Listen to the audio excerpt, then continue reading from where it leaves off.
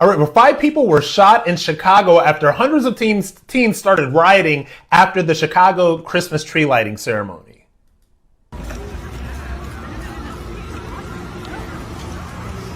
Yep. This time, nigga. He done pulled the gun out.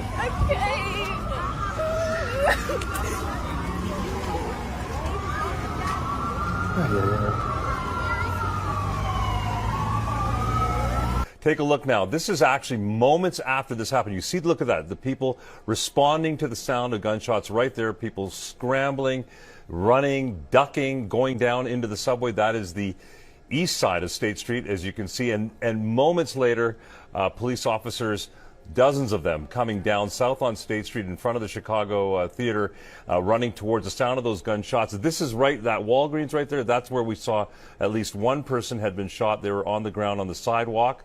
Again, that's the moment right there. We've got this on a little bit of a loop.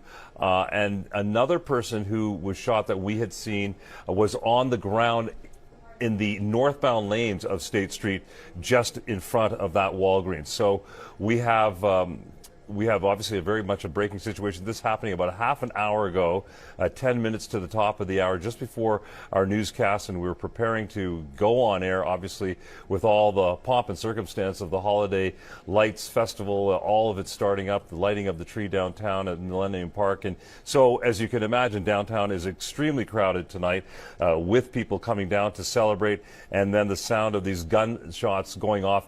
Unmistakable. I was actually up here in the third floor newsroom, and Rob, you and I actually were talking just before you.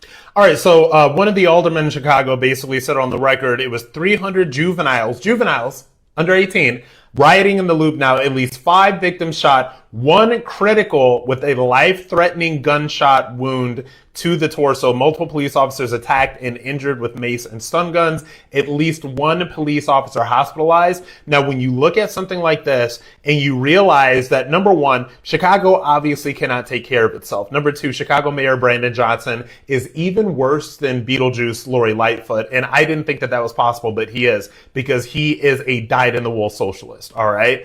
And he has already started redirecting resources from the police force to other different things, which I believe is something similar to what Mamdani is going to do in New York City. It is very obvious that Chicago is out of control. It is very obvious that Chicago cannot police itself. It is very obvious that Chicago has been under failed Democrat leadership for decades at this point, and it is becoming more and more dangerous. And it is very obvious to me that Trump needs to go ahead and send the National Guard into Chicago. It needs to happen yesterday, but it certainly needs to happen now.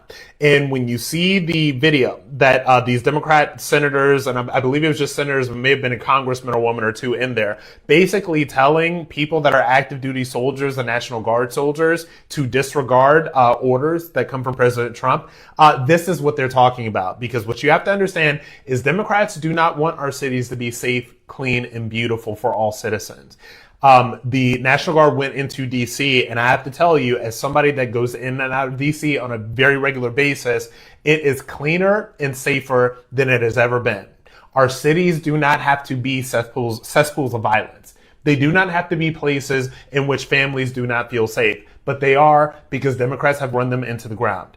And until Trump sends the National Guard in and shows people what our cities can look like, when you actually have people enforcing the law, then they're going to continue to be like this.